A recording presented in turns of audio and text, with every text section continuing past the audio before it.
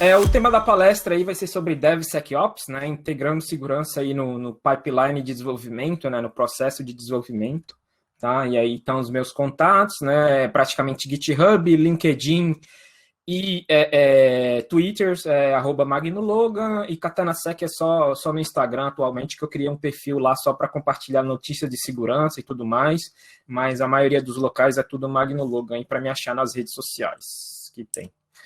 Beleza. Então, né, um pouquinho aí sobre mim, né, eu sou especialista em segurança da informação, né, tenho especialização em segurança, sou pesquisador, né, pesquisador sênior de ameaças, né, eu sempre me confundo em traduzir esse nome, Senior Threat Researcher, né, o pesquisador sênior de ameaças aí na Trend Micro, né, como eu falei, eu tenho esse background de desenvolvimento, né, segurança de aplicações foi sempre essa minha paixão aí, desde que eu fui morar no exterior. Já palestrei em diversas conferências aí no Brasil, no Canadá, Estados Unidos, Portugal e em alguns outros países também. Né? Sou fundador aí do capítulo da UASP na Paraíba, né? Foi um dos capítulos aí mais ativos aí na época, entre 2011 e 2016 do Brasil. Né? Sou fundador aí do JampaSec, estou aqui com a camisa aqui para representar, né? Apesar do ano passado a gente não ter tido evento por causa do Covid, a gente não sabe se vai acontecer ainda esse ano, mas estamos vendo aí. E aqui na Trend Micro, no Canadá, eu trabalho diretamente com segurança em nuvem, em containers, né? Quando eu vim para cá, eu vim para trabalhar para uma outra empresa como analista de segurança sênior, mais voltado aí para AppSec e DevSecOps, né? E eu estudo DevSecOps, assim, o termo realmente eu estudo desde 2016, 2017, quando começaram a falar do termo aqui. Eu vou contar um pouquinho também da história do DevSecOps, né? E aí, né, ainda sempre me interessa essa questão de automatizar a segurança de aplicações, né, incluir segurança dentro do processo de desenvolvimento e ajudar os desenvolvedores, né, a construir softwares mais seguros, né, e corrigir problemas, né, detectar os problemas e corrigir eles mais rápido, né. Tem algumas certificações aí, mas acho que isso não importa. Beleza.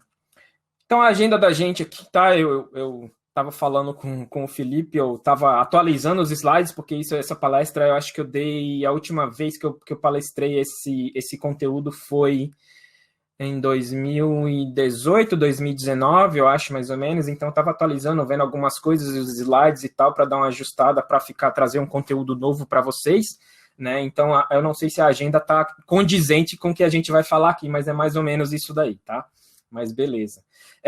O disclaimer, né? As opiniões aqui são minhas, né? E não representam a do meu empregador, né? Só para se safar aí do jurídico. Beleza. Então, a gente começa aqui falando sobre DevOps, né? Então, para a gente entender o que é DevSecOps, é importante saber o que é DevOps. Eu acredito que muita gente aqui já conhece, já entende, já sabe o que é, né? Mas muitas vezes tem uma visão errada ou aplica de uma forma errada, né? Até algumas empresas que eu trabalhei diziam que faziam DevOps e tudo mais, mas na verdade não faziam, né? Então, DevOps tem 3 princípios básicos aí para essa metodologia, essa nova abordagem de desenvolvimento de software, né, de entregar valor para o cliente, né? Então, esses três princípios principais aqui, né, são o reduzir o trabalho em andamento, né, o reduce work in progress, né? O que é isso, né? Já foi comprovado, tá? Né, e várias pesquisas aí falam disso, que você não consegue fazer 2 coisas ao mesmo tempo, né? Dizem que pessoas do sexo feminino têm mais facilidade de fazer isso, mas que pessoas do sexo masculino não, né? Mas eu acredito que, de uma certa forma ou de outra, todos nós temos dificuldade de fazer bem feito, né, 2 ou mais coisas ao mesmo tempo. Assim como o computador, né? Até hoje todo mundo acha, o computador é multitarefa e tal. Não, se só tem um núcleo, ele não é multitarefa. Ele faz um processo de cada vez, só que faz muito rápido, né? E troca de um em outro. Mas não faz 2 ao mesmo tempo, né? Então, só para ilustrar aqui, o princípio de reduzir o trabalho em andamento é você focar em uma coisa só, né? Focar no que você está fazendo, né? No caso de um desenvolvedor, pegar um ticket por vez, né? E aí desenvolver aquela feature, né? E aí sim, depois que foi testada, tal, provado, né? Já foi para o ambiente de QA lá e aí beleza, pega outro ticket para fazer e não ficar o que a gente chama em inglês a gente chama de context switching, né? Ou seja, você trocando de contexto. Estou aqui fazendo um negócio, depois estou fazendo outro, aí vou e volto para lá. O que eu estava fazendo mesmo, né? Então, tem alguns livros que falam muito dessa questão de produtividade e foco, né? Que dizem quando alguém te interrompe e você está focado numa atividade, como é programação, como é segurança, né? Você, para voltar naquele nível de concentração que você tinha quando você estava focado ali, concentrado, né? Aí vem lá sua mulher e te interrompe. Ah, vai querer comer o que hoje, né? Então, isso para você voltar naquele estado de concentração é de 10 a 15 minutos, no mínimo, para você perder, que você perde ali, né? Só de ela te fazer essa pergunta e te tirar a concentração, né? E isso é um exemplo, tá? Mas tem outras N questões, né? E agora a gente trabalhando em casa, com a pandemia, com filhos em casa, eu sei que é muito mais difícil, mas isso prejudica a produtividade, né? Até você se acostumar com isso, ou utilizar alguns mecanismos para reduzir. Isso, flow. Eu já vi esse nome também. Eu ainda não sou um estudioso da área, mas eu já ouvi falar desse nome de flow também. Tenho que dar uma pesquisada melhor. Então, essa reduzir o trabalho em andamento é basicamente isso, né? Você focar em uma atividade. Então, no Scrum lá que o pessoal falou aí, né? Você tem aquele to do, doing e done, né? Aquelas, eu acho que é no Scrum, no Kanban, não sei, não lembro os nomes, agora é tudo, né, parecido, mas no doing, né? Na lane ali do doing, do que você está fazendo agora, o ideal é que você tenha só uma atividade, no máximo duas, né? Então, você não vai fazer muita coisa, não adianta. Se o cara tá botando lá, eu tô fazendo isso, tá mentindo, entendeu? Tá mentindo. Aí, o que você tá fazendo agora? Não, mas realmente, o que você tá fazendo agora, né? Então, eu acho que é isso daí, é você focar em uma atividade só. Eu sei que é difícil, a gente tem muita atividade, tem muita entrega, tem muita coisa, mas precisa dessa cultura, né? Para quem realmente aplica a metodologia DevOps, eu acho que tem que se criar essa cultura e utilizar essa abordagem. Eu vou fazer uma coisa, enquanto eu não terminar isso, eu não passo para outra, né? Às vezes vem o chefe do chefe como uma coisa urgente que não é urgente, né? Uma reunião que podia ser um e-mail, mas a gente tem que trabalhar, né? Isso daí. Outra coisa, outro princípio aí do DevOps, né? É aumentar o feedback, né? No feedback, na questão de aumentar o feedback, não é só aquele feedback de você, o seu chefe, naquela reunião anual lá de desempenho, né? Quando a gente fala de feedback aqui, é feedback no geral, né? Feedback pode vir de pessoas, mas também pode vir de sistemas, né? Vir das ferramentas, né? Então, as ferramentas que você implementa no seu CI/CD, né? Elas têm que te dar resultado rápido, né? Para você, se alguma coisa quebrou, parou de funcionar, você já parar e ir lá consertar, né? Isso é importante, manter essa integração contínua, né? Esse continuous delivery, continuous deployment também, né? Então você precisa dessas ferramentas. Então, o que é aumentar o feedback? No caso do DevOps, ou quando a gente chegar lá mais na frente do DevSecOps, né? É você ter uma ferramenta, por exemplo, na IDE do desenvolvedor, né? Onde, antes mesmo dele comitar o código no repositório central ali, no GitHub, GitLab, Bitbucket, tudo faz, né? Antes de ele fazer isso, ele consegue lá com um simples botão ali, um plugin, né? Que com um simples botão ele vai escanear já o código e já vai dar uma olhada naquele código dele, né, para tirar o mato alto, né, ou seja, para identificar qualquer problema, né, inconsistência ali naquele código, alguma coisa, alguma variável que ele esteja utilizando, um parâmetro que ele não está validando, né, está concatenando uma string na query, então algumas coisas básicas aí que já vão servir, né, e ele vai lá e já recebe o scan também não pode demorar 1 hora, 2 horas, senão o cara vai fazer outra coisa, né, mas ele já recebe aquele scan rapidamente, está com o código ali, está com a IDE aberta, ele já vai lá e já corrige, né, então isso é aumentar o feedback aí, tá, e a gente vai falar mais desses princípios no sentido do DevSecOps, tá. E limitar ou eliminar o retrabalho, né? O rework aqui. Eu sei que eliminar é difícil, né? Mas limitar o retrabalho é uma coisa que a gente consegue alcançar, né?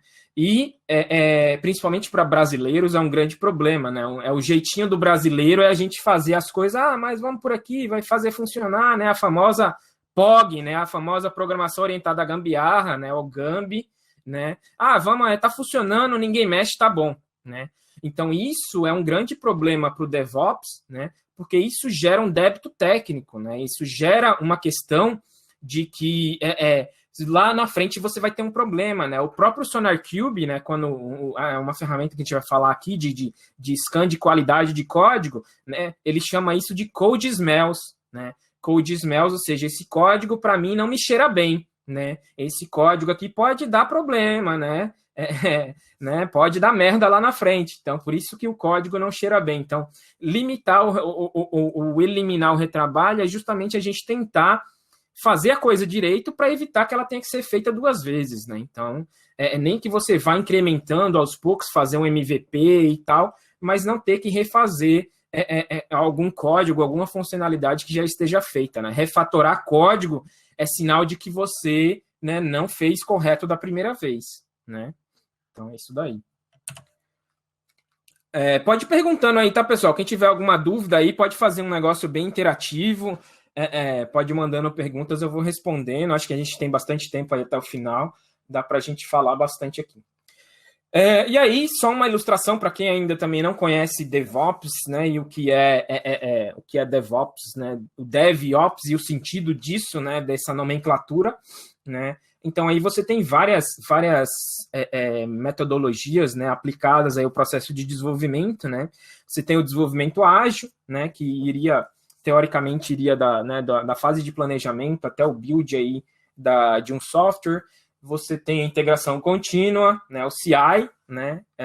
Ou seja, a integração contínua é o quê? É qualquer modificação de código que eu gerar, né, eu consigo integrar no código que já existe e tudo continua funcionando, né? Ou seja, é aquele famoso o Jenga, né, que é aquele que você vai construindo, só que em vez de tirar, você vai colocando, né? E você no Jenga você tira e coloca também, mas no caso aqui do desenvolvimento de software, vai colocando, coloca mais uma pecinha, coloca outra, coloca um código, não mexe, né? Porque se cair, acaba tudo, né? Então, continuous integration é para você garantir que a sua gambiarra do seu software ali que você vai montando não vai cair quando alguém manda um PR lá, manda um código, uma nova feature lá para o seu sistema, né? E aí tem o Continuous Delivery e o Continuous Deployment, que o pessoal muitas vezes confunde, né? O Delivery é você entregar valor, entregar o binário ali do software pronto para ser rodado em produção, né? Ou seja, você fazer entrega contínua, né? E o Deployment é isso já ser enviado para a produção de forma automática, né? Você não ter que ter um tab, um cab, uma gmood, né? Uma aprovação de mudança, uma pessoa né? Que vai ter que aprovar para aquele software entre em produção, entendeu? Então, beleza, eu comento depois um pouquinho do feedback, pode deixar. Então, essa questão do continuous deployment, né, você, né, como muitas empresas aí já fazem, né, que a gente chama das empresas FANGs, né, FANGs, Facebook, Amazon, Apple, Netflix e Google, né? Então, são as 5 aí mais conhecidas aí da área de tecnologia, né, que já fazem isso, né? Estão diariamente, constantemente, né, muitas vezes por dia, né, comitando código, né? Tem milhares de desenvolvedores e esse código passa por uma série de testes de pipeline, e muitas vezes acredito que são praticamente 100% automatizados, mas que se passou, tá tudo ok, os testes foram ok, não tem que ter alguém lá para provar. Já sobe para produção, já atualiza lá a imagem do container, do ambiente lá, né, do binário que eles vão rodar, né? Então, isso é continuous deployment, e a diferença entre delivery e deployment, né? E DevOps e o DevSecOps aí no final, que veio justamente para englobar isso tudo, né? Porque a gente vai falar aqui por que a gente precisa desse nome. Eu até vou publicar, eu estava finalizando um artigo para publicar no meu blog ali depois sobre DevSecOps, e justamente por causa dessa palestra eu disse, não, vou terminar esse artigo aqui. Então, acho que hoje, ou no máximo amanhã, deve sair, né? Então, vai ser como se fosse uma extensão aí dessa palestra, o artigo, certo?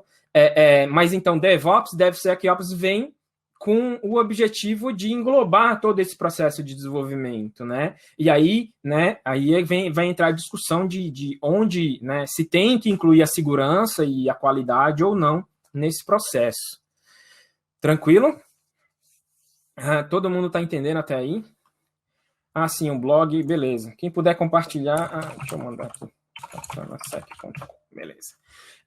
Então, é basicamente isso, né? Então, a gente já tem uma visão, né? O DevSecOps ali, ele fala do teste contínuo, né? Tem um outro continuous testing que a gente não mencionei ali no slide anterior, que esse continuous testing normalmente é uma abordagem feita pelo SonarQube ali, né, que ele fala de teste contínuo, você está sempre testando a aplicação, né, a cada novo commit, né, gera um novo build, gera uma série de testes, tudo tem que ser feito aí. Então, a gente vai falar de algum dessas abordagens, a abordagem SSL, né, que é o Shifting Security Left, né, a gente vai falar também dessa abordagem de dividir para conquistar, e o test early e o test often, né, ou seja, teste cedo, teste sempre, né, e provar, né, por A mais B, tem aí esse gráfico que não me deixa mentir, né, que o custo, né, o custo dos bugs de software, não só bugs de segurança, né, mas qualquer tipo de bug de software, qualquer alteração que você vai ter que fazer no código, uma correção, né, ele é muito mais barato, né, sai muito mais barato o custo disso, o custo do recurso, o custo de colocar isso em produção, tudo mais, sai muito mais barato se você encontrar esse bug, esse problema, né, nos estágios iniciais de desenvolvimento, ali na parte de especificação e design, né, como você pode ver no gráfico, do que você deixar ali para o final, né, para os testes de User Acceptance Test, né, e o AT,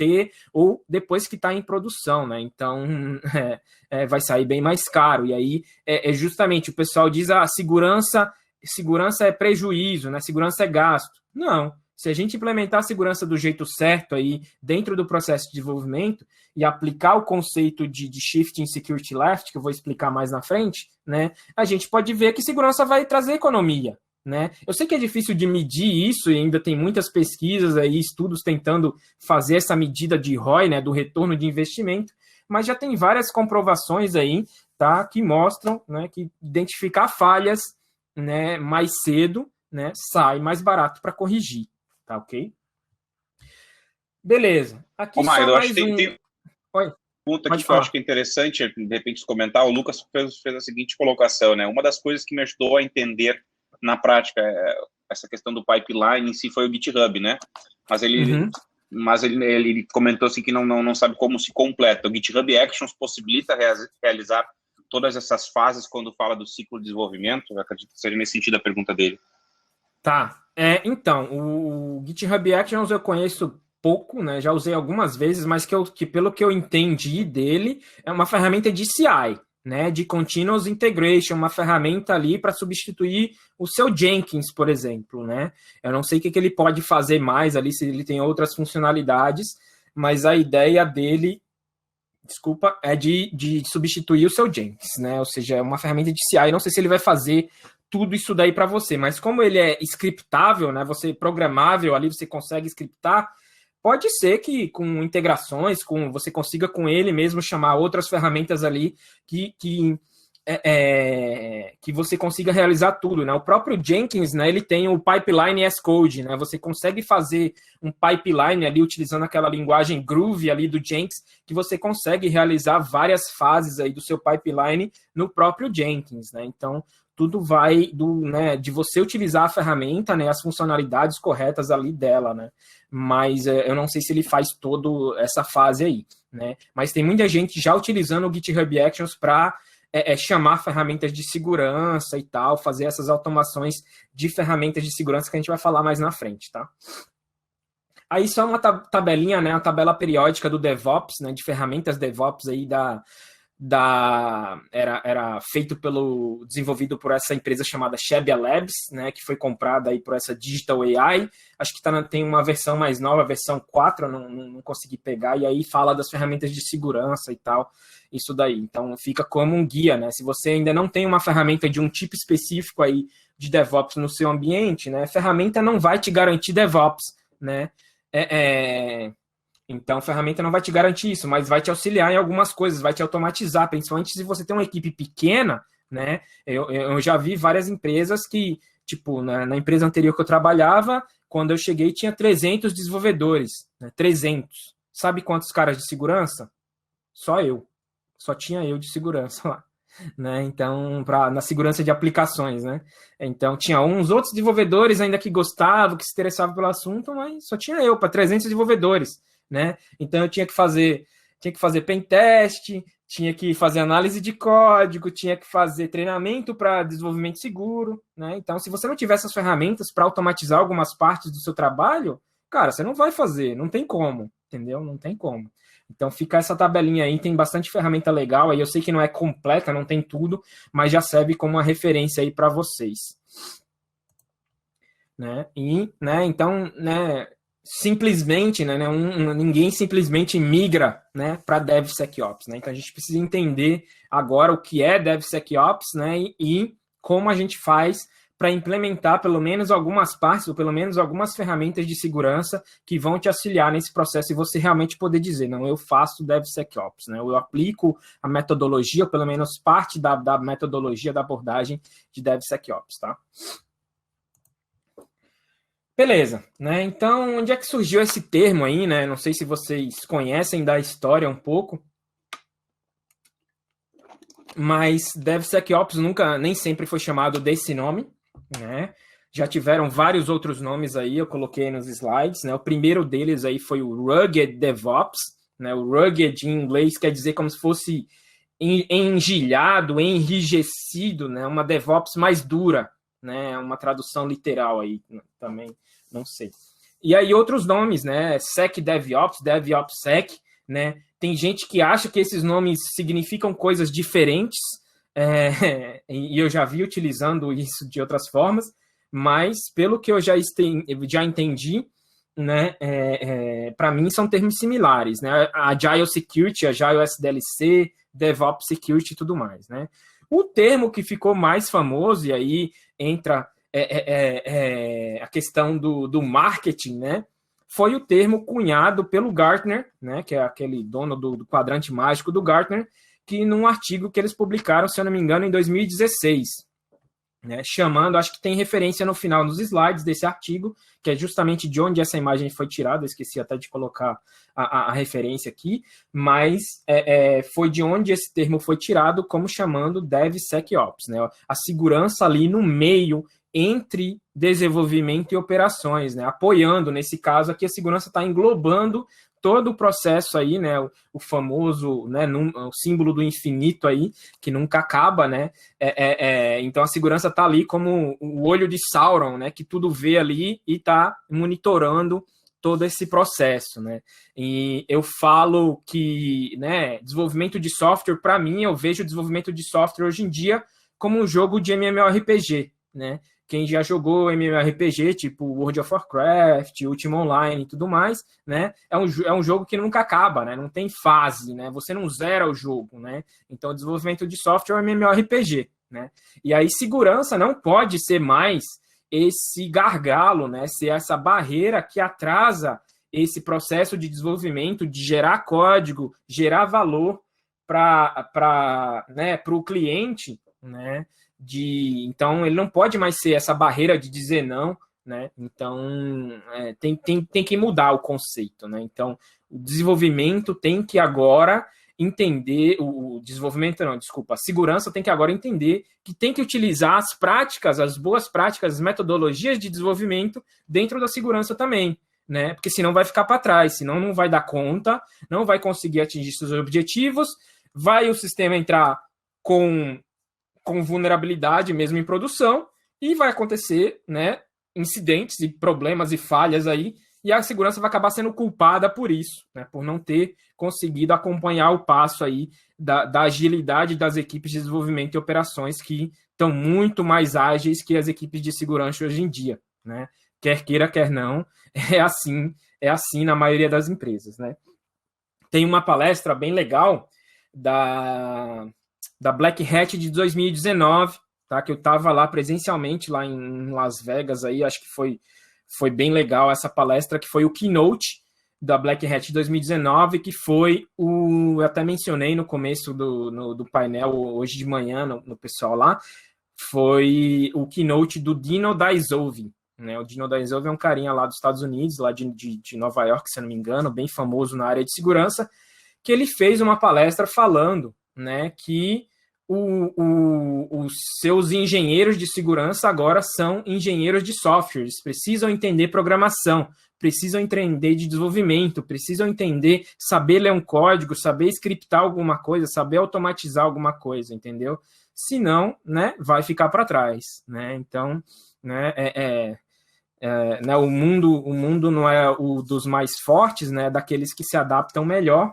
Então, acho que isso aí serve de alerta, né, para quem é da área de segurança e ainda não entende nada de programação e acha, principalmente na área de segurança de aplicações, né, eu acho que isso é bem mais forte na área de segurança de aplicações, né, então se você não sabe e quer entender melhor dessa área, você precisa, e atuar bem, ter sucesso na carreira, você precisa entender pelo menos de programação, entender, saber ler um código, né, então é isso daí. Depois eu coloco o link do YouTube lá do vídeo, que eu não tô com ele fácil aqui agora, tá? Bom, aí a gente entra nos princípios do DevSecOps, tá, pessoal? Né? Então, o que a gente pode... Sim, o inglês qualquer área de TI, eu acho que o inglês é primordial, né? Então, nos princípios do DevSecOps aqui, agora falando um pouquinho mais voltado para a segurança, né? Ou seja, a gente tentando utilizar aqueles 3 princípios básicos do DevOps aqui para a segurança. O que a gente pode fazer, né? Então, na questão do reduzir o trabalho em andamento, né? O Reduce Work in Progress, né? Aqui a gente pode utilizar isso para focar nas oportunidades que aumentam a segurança, né, em pontos focais do ciclo de desenvolvimento, né? Quem já ouviu falar aí do diagrama de Pareto, né? Ou seja, 20% das suas ações trazem 80% dos resultados, né? Então, se eu tenho no meu software, na minha aplicação, eu tenho uma série de vulnerabilidades, né? Eu, muito provavelmente, né? E aí, entre essas vulnerabilidades de nível crítico, alto, médio e baixo, né? Eu não vou, provavelmente, começar pelas de nível baixo, né? Que tem baixo impacto e baixa possibilidade de explorar ali, né? Eu vou começar pelas de nível crítico, né, que vai me trazer o maior retorno, que eu protegendo contra elas ali, né, eu protegendo contra elas, eu vou, né, reduzir o impacto e reduzir as chances de um ataque que poderia até, né, falir a minha empresa, né, dependendo do vazamento, aí das multas agora com LGPD e tudo mais, né, podia levar a minha empresa à falência, né.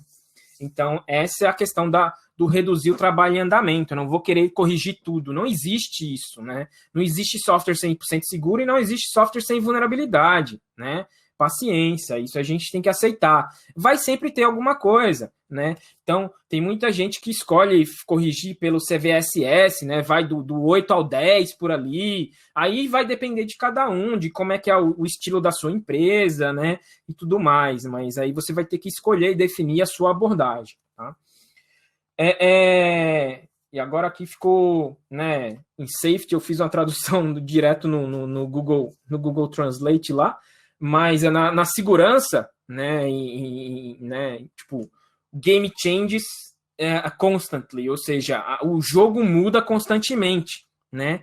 Todo dia, para quem é da área de segurança, todo dia sai vulnerabilidade nova, né? A gente sabe disso, todo dia sai. Tem umas que realmente são bombásticas, né? E aí saem na mídia, né? Saem com logo, com site, né? Tem a do Exchange recentemente, o da F5, mas todo dia sai vulnerabilidade, cara. Eu não consigo acompanhar, né? Eu trabalho para uma empresa de segurança, né? Eu recebo todas essas notificações de vulnerabilidade aí todo dia. A gente tem um portal para ver essas vulnerabilidades e tudo mais, mas eu não consigo acompanhar, não tem como, né? Senão não faço o meu trabalho, né? Mas todo dia sai, né? Então você tem que saber, pelo menos, você vai ter que ser inteligente, né? Você vai ter que ser inteligente.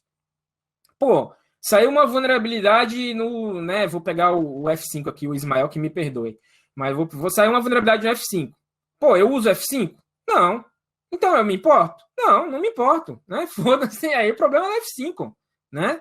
Aí é eles que têm que corrigir, não me afeta, não afeta o meio ambiente, mas antes disso daí, né, eu tenho que saber o que tem no meio ambiente, né? E a questão né, de mapear os ativos e saber o que você está utilizando, né, é bem importante, né? O básico, né? Fazer esse gerenciamento de ativos e gerenciamento de patch é onde muita gente peca. Hoje em dia ainda dá muito trabalho, né? Quando a gente falar ainda de gerenciamento de patch de bibliotecas de software, a gente vai falar mais na frente, né? É um caos, né? Então é isso daí. Eu vou ter que o quê? Eu vou me importar com vulnerabilidades aí que o pessoal falou, de score 9.8, 10, e que afetem ferramentas que eu estou utilizando no meu ambiente, né? Se eu não estou utilizando, paciência, né? É problema tipo 2, né? É problema de outra pessoa. E aí, você querer, né, fechar os gaps, né, você consertar os problemas aí de segurança, né, no começo do ciclo de vida, a gente já viu aquilo ali no gráfico, né, que reduz o impacto, né, reduz o impacto operacional, reduz o risco de exploração, né, e também reduz o custo de responder a incidentes, né. Então, se eu corrigir antes, corrigir um problema cedo, detectei cedo, né, a chance de ele ser explorado lá na frente, alguém achar um bypass e tal, alguma coisa, vai ser muito mais difícil, né? Então as chances vão ser menores. Se acompanhar as coisas com Dependabot é complicado, é isso aí, entendeu? Né? Então o grande problema tem esses ambientes legados, né? Hoje em dia que não tem mais suporte, que você não pode mais atualizar, né? E aí o que você tem que fazer? Você tem que, né, isolar na rede, colocar atrás de um firewall, Web Application Firewall, e por aí vai, né? Mas não tem solução, às vezes não tem a correção, não tem patch, né? Mas isso que é bem complicado. Então, esses princípios do DevSecOps, isso aqui são princípios de autoria minha, tá? A questão do que eu acho que deve ser, não estou dizendo que é assim que tem que ser, tá? É minha opinião pessoal aqui também, nessa questão desses princípios aí. Né? E aí, né, o que é essa abordagem Shifting Security Left, que todo mundo fala, né? Abordagem SSL e tal, né? Primeiramente, não confundir, né, com o protocolo de criptografia SSL, que já está desatualizado, defasado, né, não deve ser utilizado, tá? Mas traduzindo aí ao pé da letra seria, né, como trazer a segurança para a esquerda, né? Então você não quer que a segurança vire comunista, né? Você está querendo que a segurança venha para o começo do processo de desenvolvimento. Você quer que a segurança, né, como diz aí no gráfico, né? Normalmente a gente checa vulnerabilidades no final, né, quando você tem um deployment, já tem uma versão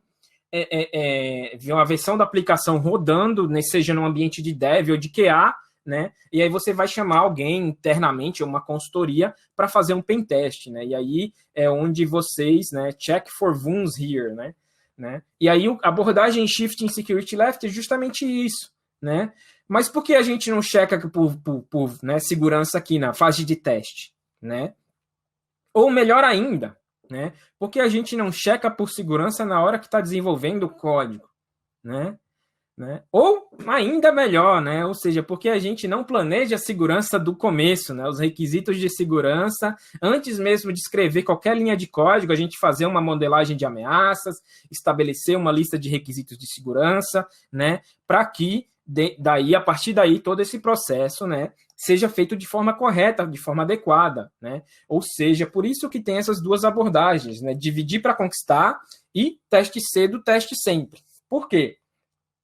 No caso do dividir para conquistar, o que eu vou fazer aqui? Eu estou dividindo as minhas verificações de segurança em pequenos pedaços, né? Que eu vou colocar esses pedaços, essas verificações ao final de cada fase, né? Final do planejamento, ao final do código, né? Ou durante aquela fase ali também pode ser, tá? Então, eu vou verificar ali, ou seja, cada etapa da fase de desenvolvimento eu tenho uma verificação de segurança específica, né? E se já foi verificado ali, na outra fase, teoricamente, não precisaria verificar de novo, né? Algumas coisas só vou validar depois se tá tudo ok, né? Então, é isso. O pentest, ele vai entrar no final, né? O pentest é importante. Eu acho que teve um carinha que falou aí que vai ter uma palestra que ele, né? O pentest está morto, né?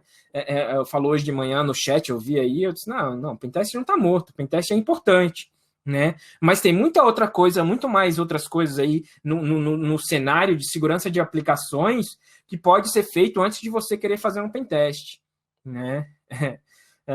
Beleza.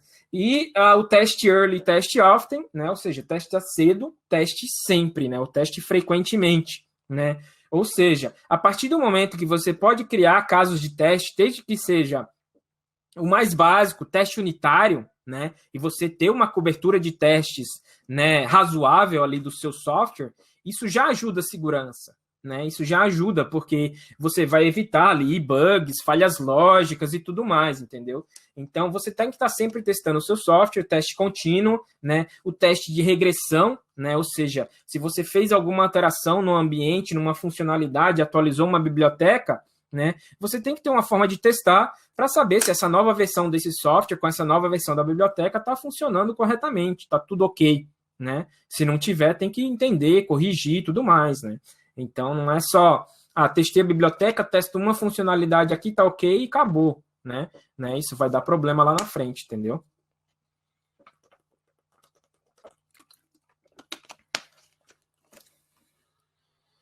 Eu vou falar de ferramenta de scanner aí para Bitbucket e tal, de dependências, mas já. Já estou chegando lá, tá, Afonso? Desculpa aí, está um pouco mais longo.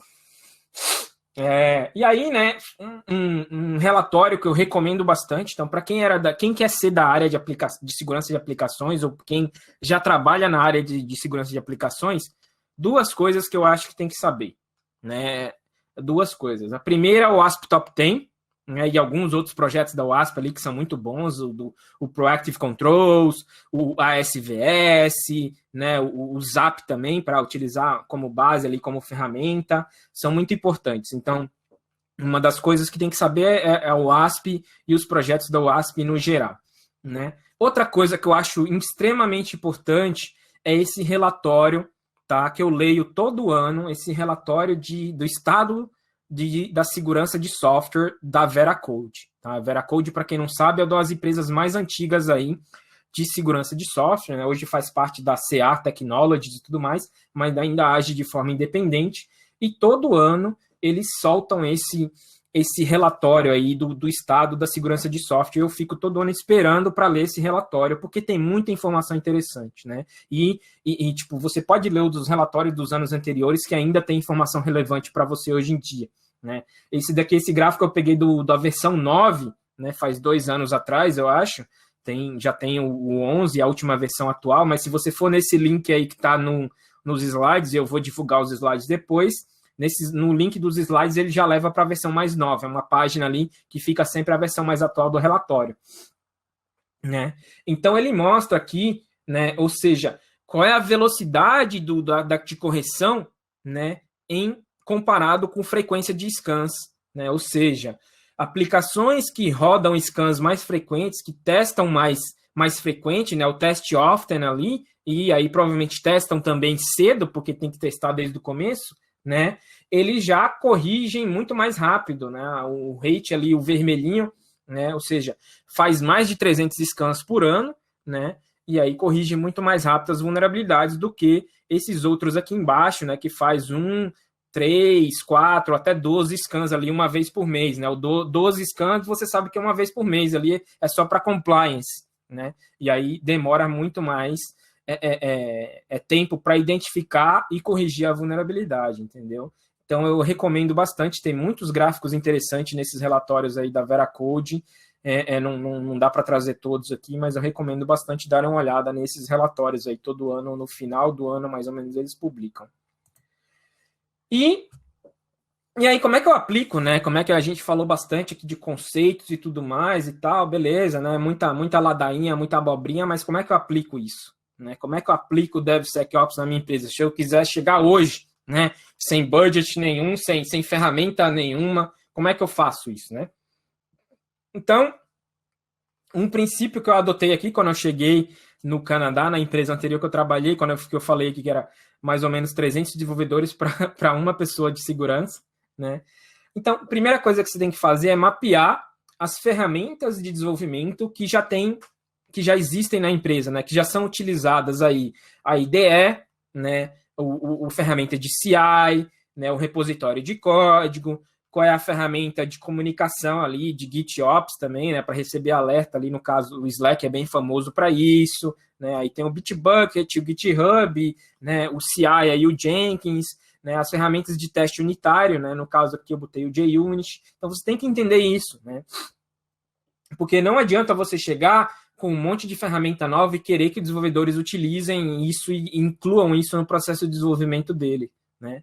Esse link que eu deixei aqui na referência, não sei se ainda está válido também, mas era daquela outra empresa da tabela periódica lá do Shebia Labs, que ele faz um gerador de diagrama de DevOps. Você diz as ferramentas que você tem no seu pipeline, que você gostaria de incluir, e ele gera um diagrama DevOps para você. É bem interessante, bem legal. Eu não tenho um exemplo aqui de um diagrama pronto, mas nesse link dá para você construir o seu próprio, tá? Né? E aí, ferramenta de ticket, né? De Gira, por exemplo. Se o desenvolvedor usa o Gira, o Redmine, né? Cara, você também tem que usar, a equipe de segurança tem que entrar nesse processo. Cria um épico, né? Cria um ticket épico lá no Gira e coloca as vulnerabilidades que você encontrou lá naquele épico.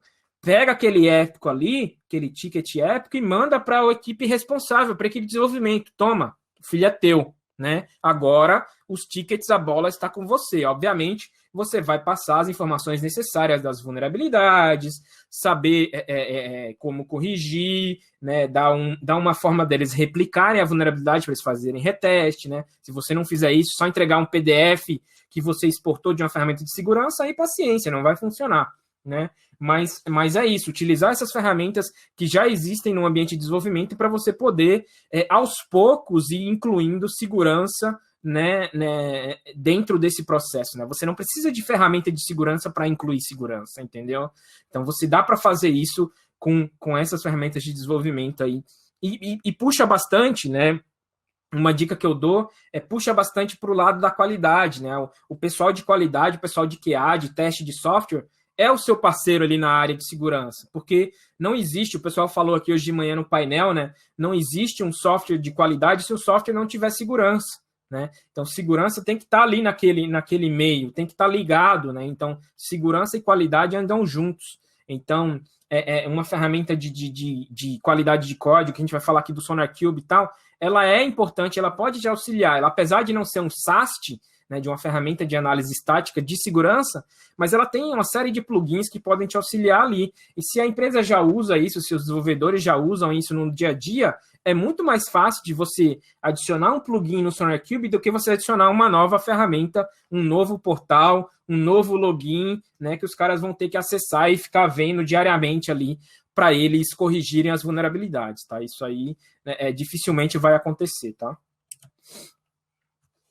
Então, beleza, né? E aí, o que a gente faz para focar, né? Ou seja, se você você é uma equipe de segurança de um homem só, né? Ou você tem uma grande equipe aí de desenvolvimento que você tem que dar apoio, tem que dar suporte, né?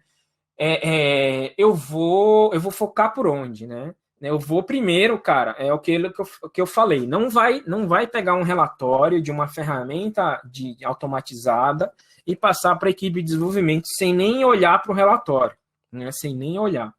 Então, a primeira coisa que você tem que fazer, se você quer construir uma relação amigável ali, uma relação que você vai precisar do apoio dos desenvolvedores para corrigirem as falhas, afinal, eles que vão ser, né, que vão ser responsáveis por corrigir a falha, a não ser que você entenda bastante do código, da base do código e vá lá e corrija, dificilmente isso vai acontecer. Então, você tem que ajudar os caras também, né? E como é que você ajuda, né, as pessoas aí de desenvolvimento? Né? Primeira coisa é matar o ruído, né? O kill the noise, né? Ou seja, você matar os falsos positivos, né? Ou seja, você não vai criar um ticket no Gira de uma ferramenta, de uma vulnerabilidade que uma ferramenta reportou e você nem validou se ela realmente existe, né? Nem que seja só olhando ali o log, o request e tal, você consiga validar se você já tivesse experiência, mas uma primeira validação tem que ser feita, porque senão você vai perder tempo seu e você vai perder tempo de desenvolvedor, que vai ficar lá, vai pegar aquele ticket, vai olhar e tal, e não vai entender, putz, mas o que eu tenho que fazer aqui? Ah, mas isso aqui não é vulnerabilidade, mas isso aqui tem uma mitigação, tem... Então, eu acho que reduzir o ruído, né, e focar aí nos problemas principais, tá? É bem importante, tá? E acessar, né, fazer o assessment do impacto, né, ou seja, você fazer, tipo, quais são os issues que eu posso, que são os meus quick wins, né, que a gente chama aqui, ou seja, que eu vou, né, são fáceis de resolver e vai trazer o maior retorno, né? Então pode ser até que um issue de nível, né, nível alto ou médio ali seja fácil de resolver, é uma configuração, é uma nova regra no Web Application Firewall, que seja, mas que dá para você limitar a exposição daquela vulnerabilidade, né? Então é algo que eu vou lá na ferramenta, agora mesmo faço aqui. Não é algo que precisa de código, que precisa passar por todo esse pipeline de desenvolvimento muitas vezes. Então, né, entender também a correção mais recomendada, né? Ou seja, você entender, né, tem várias vulnerabilidades aí que o pessoal corrigiu nas pressas, né? E aí, no outro dia, ou no mesmo dia, tinha um bypass, né? Ou seja, tinha uma forma de burlar a correção da vulnerabilidade, né? Então, ou seja, não foi feito de forma correta aquela correção, não foi estudado, foi feito nas pressas, sob pressão, eu entendo isso, né? Mas você tem que, né, se você tiver essa possibilidade, trabalhe com a melhor abordagem, justamente para você eliminar aquele retrabalho, né? Ou limitar aquele retrabalho ali do princípio do DevOps, né? Em muitos casos, principalmente na parte de código, desenvolvimento de software, né, uma correção, né, corrige múltiplas vulnerabilidades, né? Então tem ferramentas aí de SAST, de DAST, por exemplo, que ele te diz o ponto específico do código, né, do fluxo de código ali, né, do fluxo da informação, que se você corrigir o problema nessa função aqui, você mata todo o resto, né? Então, você pode ter, sei lá, 10 vulnerabilidades de SQL injection, mas se você corrigir aqui onde você está chamando a query, mata essas 10, entendeu? Então é isso daí, né? Então, né, o lema o lema da empresa que eu trabalhei no Brasil, da Conviso, aí, salve Wagner Elias, né? Corrigir, apenas encontrar falhas não é suficiente, né? Ou seja, por isso que eu coloquei aí, né? Encontrar falhas is not enough anymore, né? Ou seja, você tem que corrigi-las também, né? E corrigir o que realmente importa. Tranquilo até aí, pessoal? Não sei quanto tempo eu tenho ainda. Tem um pouquinho mais de slide aqui do que eu estava esperando, mas aqui a gente já entra na fase das ferramentas, aqui é mais rapidinho. Tá tranquilo aí, Felipe? Temos mais uns 10, 15 minutinhos. Vai. Show. Beleza, valeu. Né, então aí eu falei, né, você descentralizar a segurança, né, ou seja, eu falei para vocês, tem uma média, uma pesquisa que falam aí, que em média você tem 100 desenvolvedores, né, 10 pessoas de operações ali, DevOps, infra, para uma pessoa de segurança, né, e eu estava abaixo dessa média, né, porque eu tinha, na época, na empresa anterior, eu tinha 300 desenvolvedores e praticamente uma pessoa de segurança de aplicações, né? Tinha um outro carinha lá, mas ele era mais de infra, né? Então, como é que faz isso, né? Então, você tem que descentralizar a segurança, né? Então, aí que entra o tema, né? Uma abordagem que eles falam bastante aí no DevSecOps de chamar os Security Champions, né? Os campeões da segurança, né? Ou seja, vão ser desenvolvedores dentro do time de desenvolvimento, né, que tem conhecimento da base de desenvolvimento e vão te ajudar a ter interesse em corrigir problemas de segurança, desenvolver features de segurança, tá? Então, criar esse programa de Security Champions eu acho que é muito importante, foi uma experiência excelente que eu fiz isso na empresa anterior né, a gente foi ajustando, obviamente, no começo a gente teve algumas dificuldades, mas eu acho que no final deu bastante certo, né?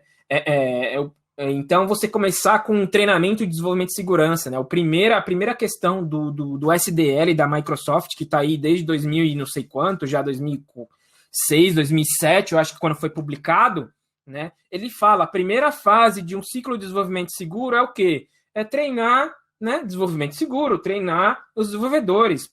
A gente foi falado aí no painel de manhã cedo que a gente não aprende segurança. Eu não aprendi segurança na faculdade, né? Eu aprendi a fazer o software funcionar, né? A única segurança que eu vi, disciplina de segurança que eu vi na faculdade falava de o que era vírus, o que era worm, o que era bot, né? O que era DDoS. É isso.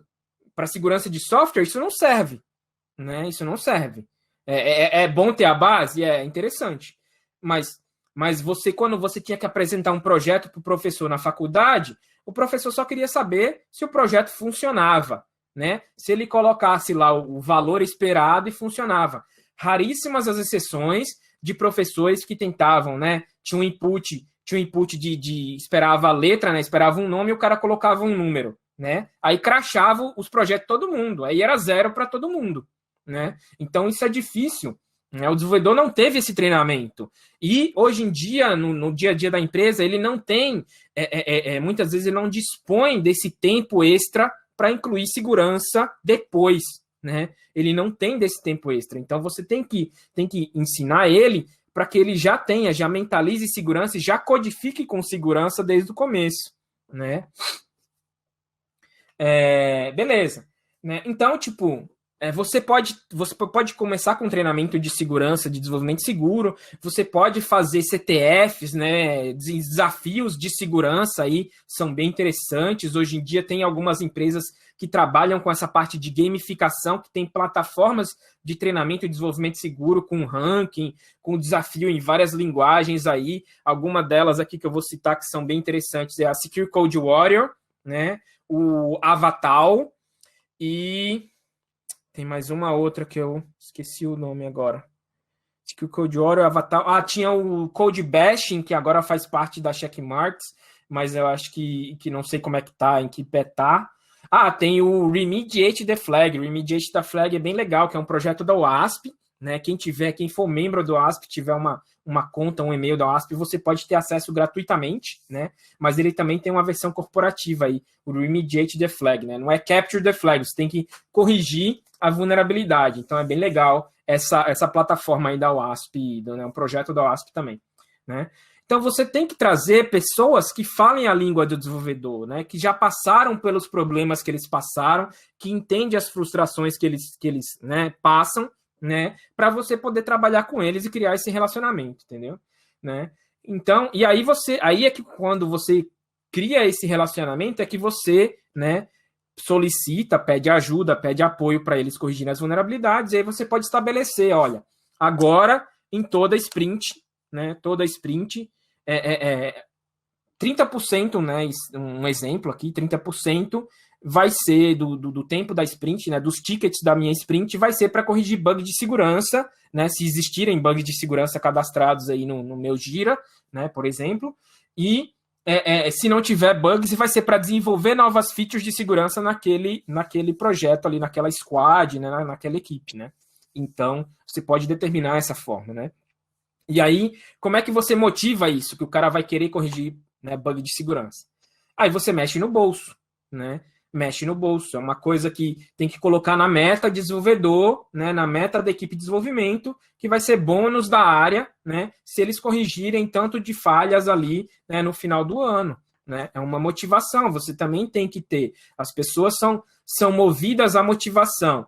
Ou o objetivo de ganhar uma recompensa, ou com o objetivo de um medo de um castigo, né? Então, é assim que funciona o ser humano. Então, você tem que entender isso e, né, já é uma técnica até de adestramento de cachorro, eu já fiz um treinamento de adestramento de cachorro, que é o positive reinforcement, né? O reforço positivo. Quando o cara faz uma coisa boa, né, o cachorro faz uma coisa boa, você dá um petisco.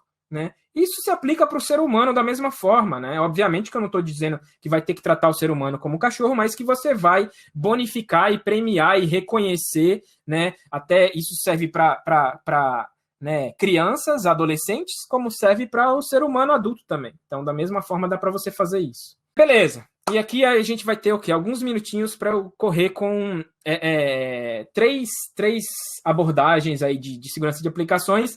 Eu acho que não vai dar tempo de cobrir as ferramentas especificamente, que eu falo muito, mas depois, quem tiver dúvida, eu posso falar aqui mais tarde ou um outro dia, um outro horário, tá? Então, 3 abordagens. Não falei isso, hein, Caio? Dev igual a dog, não, hein? Depois vão me crucificar aí depois, né? Então, só para concluir aqui, 3 abordagens, as 3 técnicas mais recomendadas aí de segurança de aplicações que você pode implementar no seu processo de desenvolvimento, né? A primeira delas é a menos conhecida, e eu acho que ainda hoje é a menos utilizada, né? Que é a Software Composition Analysis, né? Análise de segurança de software, né? Ou seja, a análise de composição de software, desculpa. Você vai analisar as bibliotecas, as dependências, né, de código de terceiros que você tem na sua aplicação, né? E eu vou falar por que eu acho que essa é a melhor ferramenta para se começar. Se você não tem um programa de segurança de aplicações ainda definido, ela é a melhor. E não sou eu que estou falando isso, né? É o carinha da Veracode lá, que eu troquei ideia com ele em São Paulo, quando ele estava lá no MindDSec, né? Esqueci o nome dele agora. O CTO lá da Veracode, acho que é Chris alguma coisa. Beleza.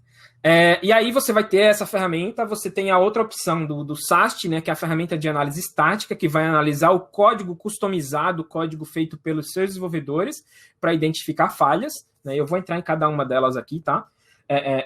E aí você também tem o DAST, né? Ou seja, você vai fazer o teste dinâmico aí, né, na aplicação rodando, né, e você vai mandar uma série de requisições para a aplicação para tentar identificar algum tipo de vulnerabilidade, né? Isso, Chris Wiseople, isso mesmo, ele mesmo. Foi ele mesmo que eu troquei ideia e eu apresentei essa teoria para ele e ele concordou comigo. Então espero que esteja, né? Espero que ele não esteja me trollando. Mas beleza. Então, existem algumas pesquisas aí falando de análise de composição de software, né? Que dizem, né? O pessoal da OASP fez umas pesquisas aí. 95 já eu acho um pouco exagerado, mas tudo bem. Eu costumo falar que entre 70% e 90%, né, das aplicações incluem alguma ferramenta open source, alguma biblioteca, uma dependência open source dentro dela, né? Por mais que seja, né, ali, tipo, no Python, lá, import o request, você está importando uma biblioteca que você não sabe de quem escreveu, né? Então, você está importando de algum local, né? E 67% das aplicações, né, que continham esses open source tinham alguma vulnerabilidade nessa biblioteca open source aí, né? Tanto o problema é tão grande, tanto é que o problema de utilizar componentes com vulnerabilidades conhecidas, né, agora faz parte do ASP Top 10, né? E ele está no nível ali A9, né? E eu acredito até que esse ano vai sair um novo Top 10 aí, já estão trabalhando nisso no Top 10 em 2021. E o meu chute aqui, a minha previsão, né, o pessoal costuma fazer previsão de final do ano da segurança, né, o que vai acontecer, eu vou fazer uma previsão de começo do ano, que eu acho que esse deve ser um dos pontos que vai continuar no Top 10 e talvez deve até subir de ranking, tá? Então, eu acho que ele deve continuar aí. Por quê? Porque é um problema muito grave. A gente viu o caso da SolarWinds agora, né? O supply chain ataque, né? Então, os caras não estão indo direto no alvo, né? Eles estão indo no elo mais fraco, no problema onde está mais fácil de explorar a vulnerabilidade, onde não vai ser verificado, né? SQL Injection eu acho que nunca sai, não. Pode até cair, mas sair eu acho que não. Porque não é só SQL Injection, né? O Injection Floss, que é o tipo 1, né? Engloba outros tipos de injeção, né? Dependency Confusion, né? Então, esse novo ataque aí de confusão de dependências aí do pesquisador Alex Birsana aí, foi muito legal, genial a ideia dele. Eu acho que também deve até fortificar, né, e fortalecer para que esse item aí do ASP Top 10 continue na lista aí, né, no Top 10. né? Então, essas ferramentas de SCA, de Software Composition Analysis, ou análise de dependências, análise de bibliotecas, né, elas vão verificar, né, as suas dependências, o seu código, né, as suas bibliotecas por bibliotecas desatualizadas ou vulneráveis, né, com vulnerabilidades publicamente conhecidas, né? E aí, como é que elas vão fazer isso, né? Elas vão identificar lá quais são as bibliotecas, vão analisar o seu, o que a gente chama de SBOM, SBOM, né? O Software Bill of Materials, né? Ou seja, a lista de materiais ali que compõem o seu software, vão tentar identificar as versões daquelas bibliotecas, né? E aí vão consultar numa base, seja no NVD lá do CVE, ou seja numa base privada desses softwares corporativos, que vão ver, essa biblioteca nessa versão tá atualizada? Tem a última versão? Não, não é a última versão, tem uma versão mais nova. Beleza. Essa versão que o cara está utilizando aqui no código tem uma vulnerabilidade publicamente conhecida? Tem sim. Opa! Então, vamos lá, né? Já liga um alerta aí. Só que tem mais um passo que nem todas as ferramentas verificam, né? E que é um passo importante para evitar falso positivo, né? Essa biblioteca que está desatualizada, que tem vulnerabilidade publicamente conhecida, né? A vulnerabilidade dessa biblioteca está sendo chamada no código da minha aplicação, né? Porque se a vulnerabilidade, se o trecho de código não está sendo chamado, teoricamente eu não estou vulnerável, né? Eu não estou acionando aquele código, eu não tenho a vulnerabilidade também. Eu tenho a biblioteca, eu tenho que atualizar? Tenho. Mas a prioridade começa a cair porque eu não estou utilizando aquele código vulnerável, eu não estou chamando, acionando ele, né? Então, a possibilidade de eu trigar a vulnerabilidade, de alguém explorar aquela vulnerabilidade, né, vai ser praticamente zero, né? E aí você tomar muito cuidado também, né, com as dependências indiretas, né? Ou seja, dependências de dependências ou dependências transientes. Tem um gráfico aqui que ilustra bem isso, né? Você tem uma dependência, mas que depende de uma outra dependência e por aí vai. E isso é uma rede, fica uma loucura para você entender isso, para você mapear isso, né? Então, muito cuidado em relação a isso. Cara, como é que a gente está de horário aí, Felipe? Só para dar um check aí comigo, só para eu saber. A gente já passou uns minutos aí, já passamos, toca a ficha. Enquanto eu já me chamar aqui. Vão cortar a cabeça aí de você, não? Eu acho que não, vamos ver amanhã. Então, toca a ficha aí. Beleza. Aqui tem uns exemplos de ferramenta, né? Eu falei aqui. Deixa eu seguir, só para eu tentar concluir só os dois outros itens, tá? A primeira aqui, um exemplo de dependências transientes aqui. Isso aqui de um blog que a gente fez aí sobre Kubernetes, falando de imagens de containers, né? Onde umas imagens depende de uma biblioteca, depende de outra, e você vê como fica confuso de você entender, né? E aí, digamos que você tem uma vulnerabilidade na biblioteca A, né? Aí você tem que atualizar a imagem 1 e a imagem 3, né? E aí por aí vai. E aí isso vai ficando cada vez mais complexo quando o software vai sendo desenvolvido, né? Aqui são só alguns exemplos de ferramentas aí, né? O Dependency Check, se eu não me engano, é a única open source. O Snyk, ela não é open source, mas ela é gratuita, né? Para open source, para código aberto, né? Tem outras empresas aí, outras ferramentas, não vou entrar em detalhes, mas eu recomendo bastante dar uma olhada nesse link aí embaixo, que é os slides de uma apresentação de um outro brasileiro, também pesquisador de segurança, que é o Ulisses Albuquerque, o URMA, que trabalha lá na Austrália também, e fez essa pesquisa, acho que alguns anos atrás, sobre análise de composição de software, e ele testou algumas dessas ferramentas aí e comparou elas, tá? Então, não vou falar aqui de qualquer ferramenta específica. Para a gente tentar concluir aqui rapidamente, tem o SAST, Análise Estática de Código, né? E aí, por que eu recomendo começar pelo SCA, né? E não começar pelo SAST, né? Que muita gente acha que é o mais importante, né? Tem um grande problema quando você começar a utilizar o SAST para analisar o código customizado, ou seja, o código feito por seus desenvolvedores, você vai começar a apontar dedo, né? Você vai começar a apontar, você fez esse código aqui inseguro. Você vai apontar para o desenvolvedor lá que trabalha com você, você não sabe programar, né? Para eles é o que eles acham, entendeu? Como eles se sentem quando você começa a criar um monte de de issue, né, de vulnerabilidade com código vulnerável. Então, isso afeta esse relacionamento de segurança e desenvolvimento, né? Enquanto com o SCA, você está analisando código de terceiro, código de pessoa que não trabalha na sua empresa, que o cara, às vezes, você nem conhece, né? Então, é muito mais tranquilo de você pedir para os caras atualizarem as bibliotecas, até a correção normalmente é mais fácil, porque muitas vezes é só atualizar a versão da biblioteca para uma versão mais nova, caso exista, né? Então, é muito mais... Você gera menos atrito, né? Vocês não têm noção, né, de um problema que é quando você começa a colocar uma SAST aí num ambiente com 300 desenvolvedores, você é o único, né, e você começa a apontar erros aí de programação, de desenvolvimento, muitas vezes erros básicos, entendeu? Né, o cara não usar a query parametrizada, né, concatenar string na query, receber um parâmetro e não validar, né, e confiar no de onde está vindo o parâmetro. Então, você vai começar a encontrar, né, problemas que vão gerar esse atrito, e você vai ter que saber lidar com isso, tá? Então, por isso que eu recomendo o SCA, e essa discussão foi isso que eu apresentei para o Chris Wiseopel, lá da Veracode, né, com esse objetivo, tá? Tem várias ferramentas aí listadas, tá? Não vai dar para falar todas, mas o pessoal aí da Zup Innovation, né, tem um SAST também, um orquestrador de SAST deles próprio, que é o Orosec, né, que é open source também, que vocês podem utilizar aí para rodar.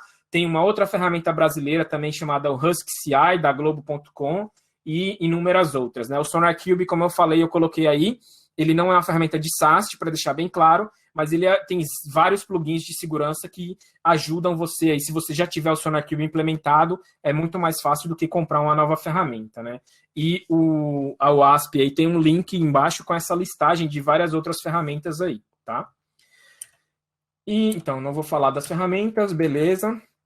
E para concluir aqui, né, o DAST, né, que é o teste dinâmico. Então, na minha concepção, o DAST é para ser feito por último, né? Muitas vezes até último do que o pentest. Você tem um pentest já, uma análise manual ali.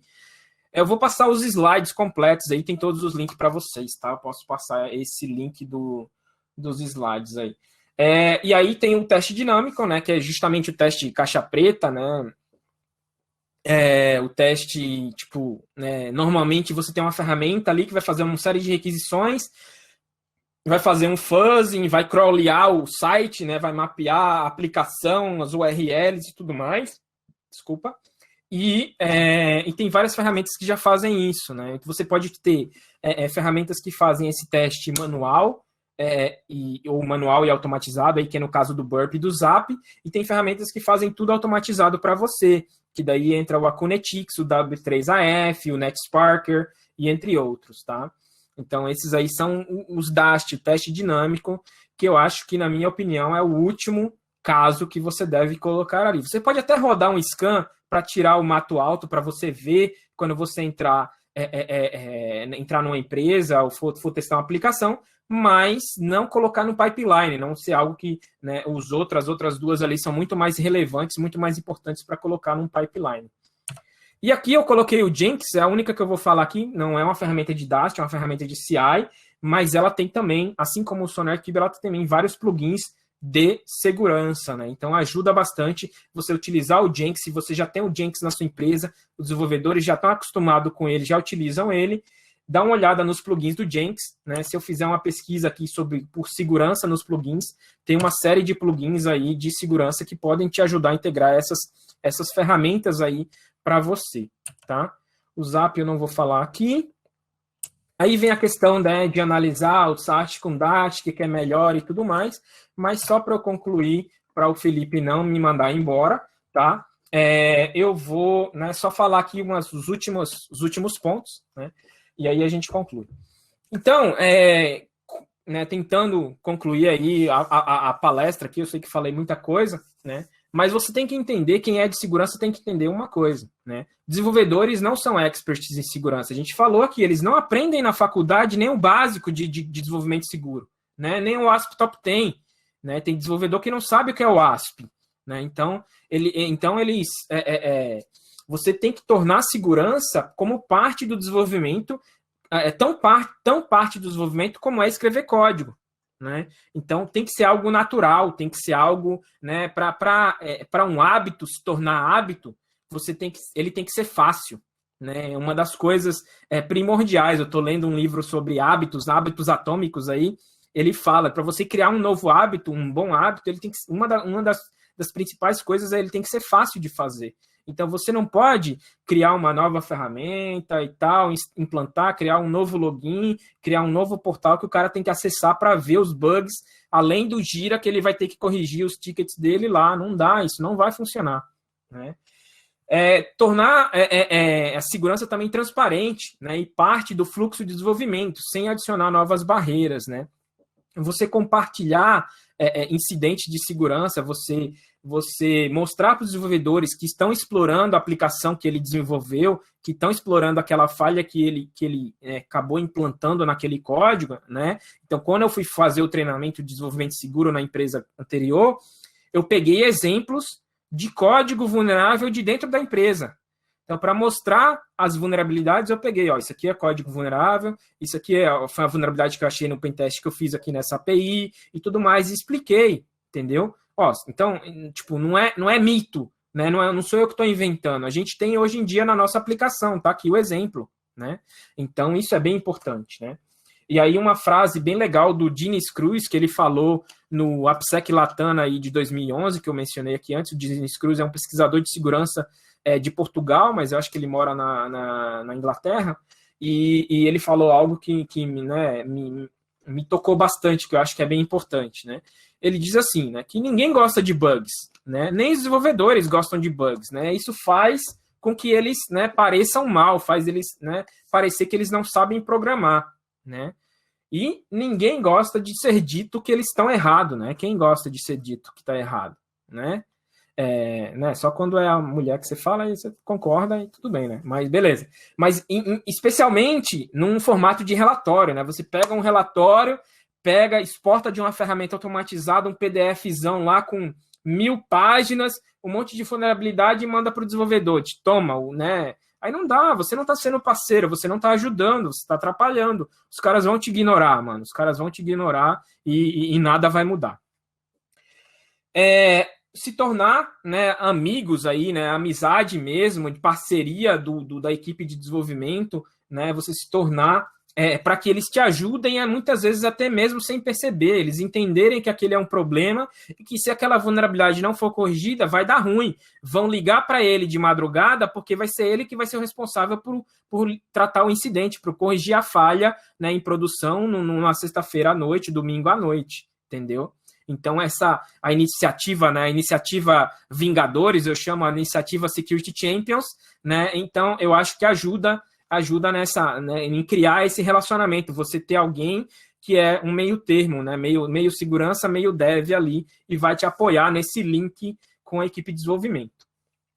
Em último caso, obviamente, a gente não pode esquecer isso, né? As empresas estão aí para gerar lucro, né, para poder pagar o seu salário no final do mês, né? Então, você também tem que lembrar que o que importa para o negócio, né, e saber balancear segurança com novas features, novas funcionalidades, né? Nem sempre você vai ganhar essa briga, né? Você sabe disso e você vai ter que aceitar isso daí, desde que você esteja resguardado e você tenha reportado corretamente, esteja todo mundo ciente disso daí, tá? Então, acho que é isso que eu queria passar para vocês. Desculpa aí por ter passado do horário. Fica aqui o link das referências. Eu não sei se vai ter tempo para dúvidas, mas se quiserem, pode me mandar no Slack, no Slack não, no Twitter, no LinkedIn, no GitHub, e tem WhatsApp e Telegram também, que eu vou tentar responder as dúvidas de todo mundo aí, pessoal. E esses slides a gente compartilha aí para vocês depois, tá ok? Obrigado aí, Felipe, obrigado pessoal da Zup aí pelo convite.